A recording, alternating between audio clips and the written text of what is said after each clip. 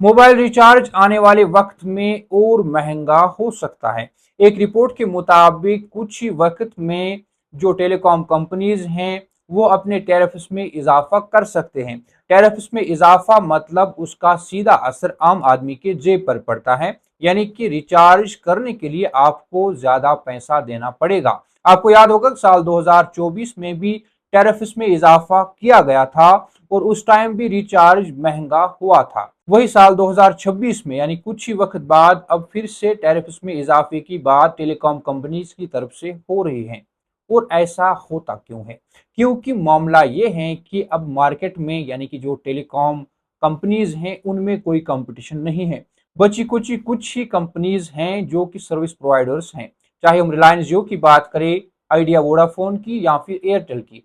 ये एक ही मेज पर आके फिर मशवरा करके एक ही साथ टैरिफ्स में इजाफा करते हैं और फिर जो है आम आदमी के जेब पर असर पड़ता है। इससे पहले भी 2024 में भी टैरिफ्स में इजाफा किया गया था, लेकिन 2026 में फिर से यह बात सामने आ रही है कि आने वाले 3 से 4 महीनों में इन टैरिफ्स में इजाफा हो सकता है, यानी कि रिचार्ज महंगा हो सकता है। शुरुआत में अगर आपको याद हो तो रिलायंस जियो ने पहले तमाम सर्विसेज यूजर्स के लिए फ्री कर दी थी जब उन्होंने हाई स्पीड इंटरनेट लॉन्च किया था। उसके बाद धीरे धीरे मार्केट से कंपटीशन खत्म कर दिया गया। बची कुछ ही कंपनीज रह गई जो कि अब एक ही मेज पर आकर एक ही साथ टैरिफ्स में इजाफा करते हैं, यानी कि एक ही साथ लोगों को लूटने का काम किया जाता है।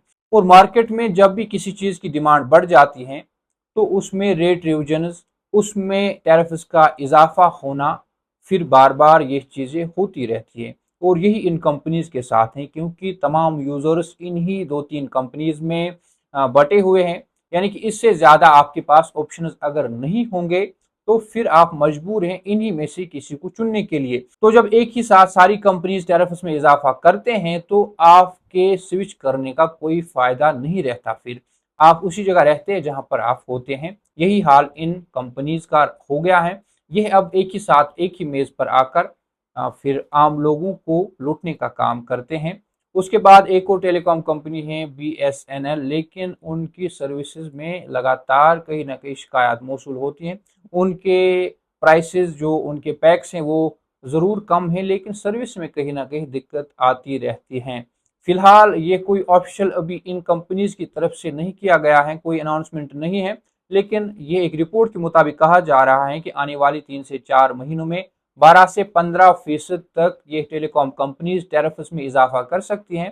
टैरिफ्स में इजाफा यानी आपके रिचार्ज प्लान में जो रेट्स हैं वहां पर इजाफा होगा, आपके जेब से ज्यादा पैसा रिचार्ज के लिए जाएगा।